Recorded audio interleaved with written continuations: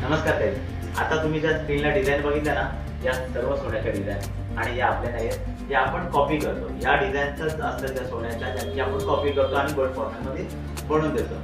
तर तुम्ही जेव्हाही अशा डिझाईन बघतो, आपण विचार करतो की ही डिझाईन माझी असावी का, अशी डिझाईन मला बनवून हवी आहे. गोल्डच्या शॉपमध्ये जेव्हा आपण जातो, जेव्हा आपण यांची प्राइस विचारतो, तर ते 12 लाख, 15 लाख, 18 लाख, 20 लाख अशा प्रकारे कॉस्टिंग करते. आणि या भावाप्रमाणे सोनं घेणं, एवढे पैसे इन्व्हेस्ट करणं लोकांना कुठेतरी जास्त वाटतात किंवा बजेटच्या बाहेर वाटतात.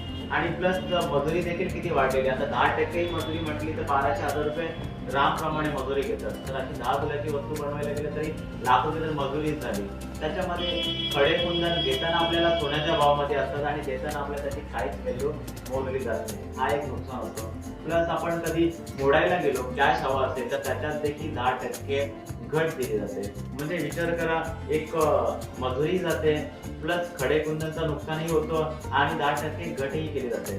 तर अशा वस्तू जर आपल्याला आपल्या बजेटनुसार बनवायच्या असेल तर एकच पर्याय चंद्रिका गोल्ड फार्मिंग.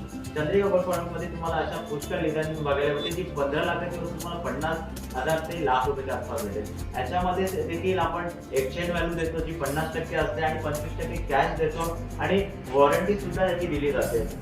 तर एकदा चंद्रिका गोल्ड मध्ये नक्की या.